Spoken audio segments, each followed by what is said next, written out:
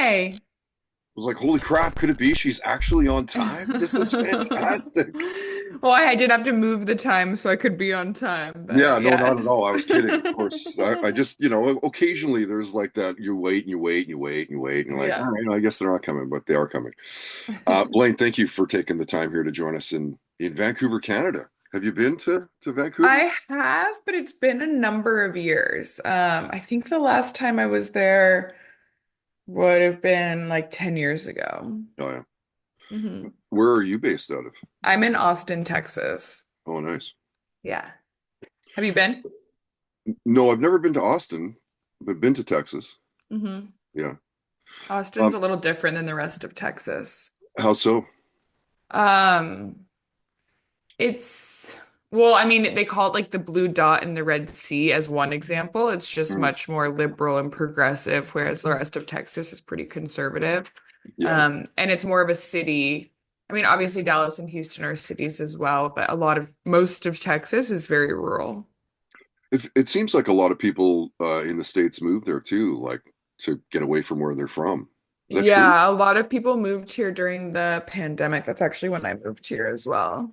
Oh, is that right? Where were you living before? San Francisco. Oh, Yeah. that must have been a change. Yeah, it was a welcome change. Yeah. How long have you been a dating coach, by the way? Since 2020 Okay. pandemic. hmm Okay. And so what did you want to do as a kid? Like what were the aspirations as like in high school and stuff? What did you want to do? Yeah, I had a lot of different things I wanted to do growing up. I'm trying to think in high school. I feel like in high school I wasn't that like dialed into like what I wanted to do. I was more focused on like, oh, how can I hang out with my friends and have fun and Yeah, uh go where I want to go. Like those were my main priorities versus like, oh, what do I want to do with the rest of my life? sure. I wanted to be a teacher for a long time, like as a kid.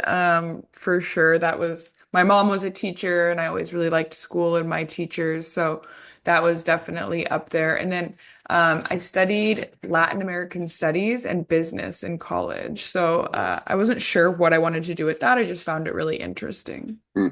And so what was it in 2020 that kind of led you down the path then? Yeah, so I worked in the travel industry at that point. I loved my job. I loved my career up until then.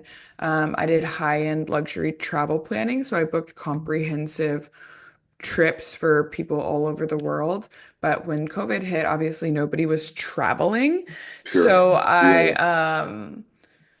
was like, okay, what do I do next? And I'd always really liked talking about dating and relationships. And I'd helped a lot of my guy friends improve their dating app profiles and just given them general dating and relationship advice.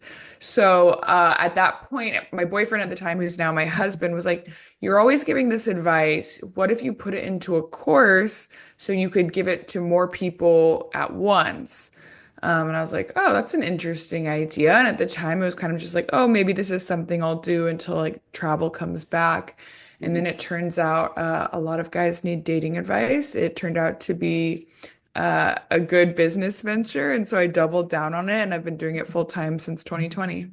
That's cool. And so as a dating coach, then what eats up most of your time during the day? It just depends. I do some one-on-one coaching, but and I have coaches on my team who do one-on-one coaching at this point, but the majority of my business is courses. So a lot of guys, come to me and they're at a different point A. So maybe they've had different past experiences in their life. They've had obviously their own unique struggles, but most people want to get to the same point B. They want to feel confident around women. They want to feel like they have options dating women they're excited about. They want to feel more in control of their dating life. And so what they need to get from point A to point B is oftentimes the same, which is why courses actually, especially if you're someone who's good at learning, that sounds kind of abstract, but if you're someone who is good at listening to information and implementing into your own life, it can be a much more effective, fast, and definitely less expensive way to get to where you want to be. So, my courses are very popular. I have a variety of courses on different things. And then obviously I spend time making content because that's how I find my customers and my awesome clients is by putting out dating tips and dating content. It's probably how you found me Mm, on the internet. So also filming content is a big part of what I do.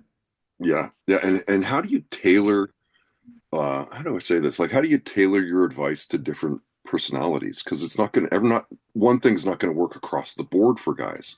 Yeah, so when it comes to my courses, I like to say the 80-20 rule applies. Of course, there's different ways to skin this cat.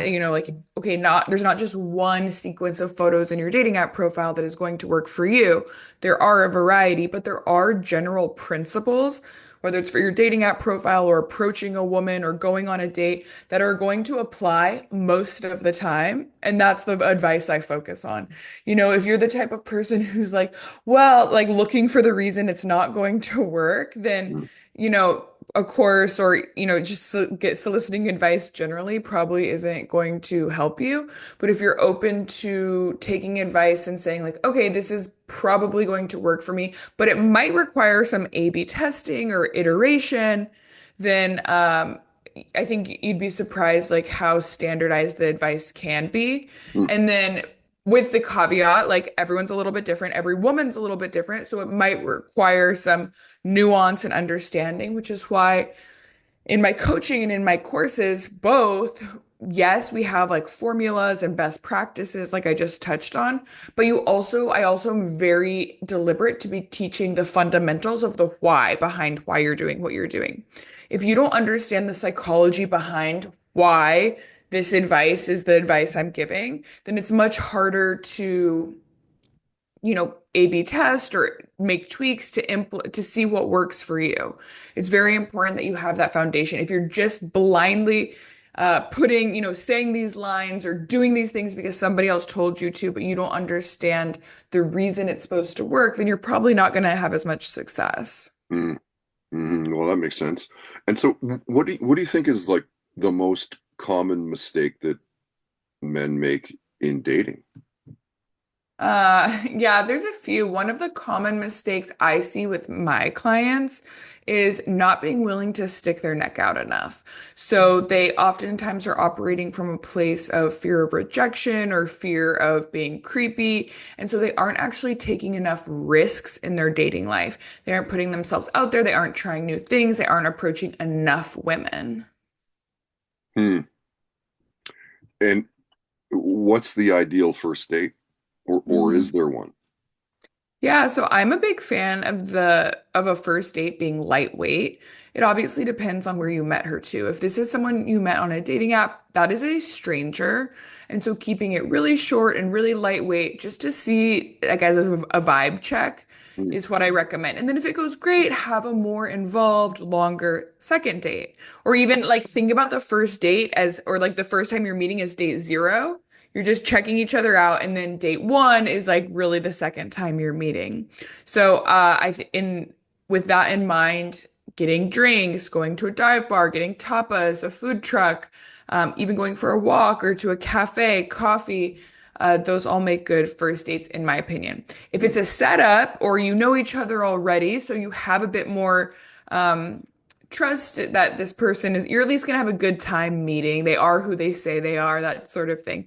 Then I think a more involved first date can be appropriate, like dinner, or, even an activity as long as it's not too long. But you want to make sure you give yourself the opportunity to talk. Like the movies, a concert, a comedy show, not a good first date because you're listening to other people talk. right. Yeah, fair enough. And how much has social media changed the game, do you think? Oh, so much, like irreversibly changed the way we date. It's Right. made dating a a global economy essentially rather than just locals. You used to just have access to the people in your immediate vicinity or town. Maybe if you traveled, you could meet other people, and now you can literally meet somebody as far away as possible and in theory start a relationship with them, which I think I don't always think more options in anything in life makes things easier, and I think we've definitely seen that with social media and dating apps. Mm, mm. And what is it, do you think, that makes a good matchmaker, a good like dating coach? Is it Do you have a good ear? Like, is it a dirty mind? Do you have a unique view on relationships? Like, maybe it's a combo of the three. Like, what is it about you specifically, I guess? Yeah. Well, I would say a matchmaker and a dating coach are obviously two very separate things. I offer both services in my business. But I think from a dating coach perspective, having it's twofold. It's understanding as a woman, like what women want. And then secondarily, being able to clearly communicate that information to men in a way that they can implement it in their dating life. It's one thing to understand these things intellectually, like even as a guy who I'm working with, some of these guys may understand intellectually, like what needs to happen or what women want. But if you aren't able to break it down in a way that they can then implement it, they actually aren't going to see changes. So I think that's something unique about my courses. I cater to a lot of self-identified introverts or shy guys. I work with a lot of engineers, guys in technical fields. So my courses really speak to that mindset. There's a lot of formulas to follow. There's a lot of because A plus B equals C, then I break it down in a way that isn't so abstract. Hmm. And then for matchmaking, I think what makes a good matchmaker is, yeah, the ability to listen to somebody and hear what they are looking for, but also the ability to hear what somebody thinks they're looking for and maybe understand other, like what they aren't saying that could really be a good fit for them. And then I think most importantly, like, do you have access to those types of women? I see matchmakers all the time, like advertising their services, and I question, like, okay, but do you have access to the type of women that this guy is looking for, which is ultimately the most important thing, is being able to connect your client with people they're excited about. And for me, that's something I'm really good at because a lot of the types of women the guys I work with want to date are the types of women I surround myself with. They're my friends, they're people I have access to within my personal and professional networks. So that makes for successful matchmaking. Hmm. Interesting. Blaine, I had a few people when I mentioned you were going to be a guest. I had a few people ask specific questions about dating and stuff, and I want to get to a Cool. couple of them here. Okay. Andrew wants to know about the friend zone and getting out of it. Like, do you even want to get out of it as a guy? hmm Well, I'm sure a lot of guys do want to get out of it, and whether or not that's possible with any one particular woman is to be seen. I think the easiest way to avoid trying to figure out how to get out of the friend zone once a woman has already put you there is avoid getting there in the first place. Yeah, And a lot of the guys I work with struggle with this. They are nice guys, so to say. They hear all the time, "Oh, you're really nice, such a good but guy, so fun to hang yeah." out with. Yeah, I just don't see the romance. I just don't feel a romantic connection. And that's really common. And that's a learnable skill to avoid. And so being more flirtatious, building chemistry, treating her like you would treat somebody you're interested in dating rather than just a friend from the beginning can be helpful. And you can certainly, like, if you're in the friend zone with someone and you want more, those are certainly things that you can change in your interactions. And also, just by being direct and communicating that you want something more demonstrates confidence and can also work as well. Um, so yeah, it's not hopeless if you consistently find yourself in the friend zone. That's a lot of my clients, and the skills that you need to be seen as I used to call it like a suitor, not a sidekick, are sure. learnable. Yeah, yeah. Trevor asks about dating a friend's ex. Yes or no? Oh, I guess it depends on how close you are with that friend and if you want to retain that friendship. Sure. I would say like knee-jerk reaction is it's probably a no, but of course the 80/20 rule applies. There's always exceptions to the rule. If they broke up a long time ago, if you talk to your buddy about it, also did they date for 10 years? Like no, that she's probably off limits, but like did they go on a few dates, date for a couple months and they just mutually decided it wasn't a fit? Your buddy might not care at all. So Right. it's really dependent on the situation. And I'd say when in doubt, talk to your friend, assuming you want to remain friends with them. Yes, of course. Facebook question. Brian says, I'm still good friends with my ex, and my new girlfriend of 3 months can't deal with that. The jealousy is insane. Any advice? Ooh, yeah. So I would say talk to your current girlfriend about it. Talk about why she's feels jealous, why she feels insecure about it. Maybe she's had a bad past experience, and just by being open about it, that's something that you guys can address together. Maybe you can all three hang out, but ultimately you might have to decide what's more important, your new relationship or your friendship with your ex. And I can't answer which that is. Maybe your ex has been in your life for many, many years and like you don't see that going anywhere. And like in that same sort of vein, maybe this new girlfriend's going to be jealous no matter what. She's always going to find something to be jealous of. So I would dig a little deeper and ask yourself like what's more important. Hmm. Hmm. Blaine, can I get outside of dating and advice and everything else that you're known for? Can I get some? Yeah, sure. Okay. What are you binge watching right now? What do you can't get enough of? What am I Actually, I've been rewatching Sex and the City. Oh yeah. Um, it's funny. I don't watch that much TV. I'm frankly like too busy, I feel like, to watch TV. Yeah. But lately, when I've just been wanting to put on something mindless, that when I'm like, decorating my Christmas tree or cooking dinner, Mm, it's been Sex and the City, and it's actually very funny to look at it from like a dating coach perspective. And also, this it was filmed in the late, at least the beginning seasons, late 90s, early 2000s. So yeah. just the way people approach dating is different and it's It's definitely interesting. must be interesting that especially that show. Yeah. Which was a show meant to be, it's about dating. It's about single women dating in New York City. So it's Yeah. very relevant to like what I mean talk about on a daily basis. Yeah, for sure. And what about sports? Like, are you a big fan or No. you have a team? You're like, no. I watched the UT football game this weekend. I live in Austin, Texas. Yeah. Bummer they lost to Georgia, but I mean I like going to sporting events. I like rooting for teams that I have a connection to like the Longhorns, but I wouldn't say I'm like super into sports. Yeah, no, fair.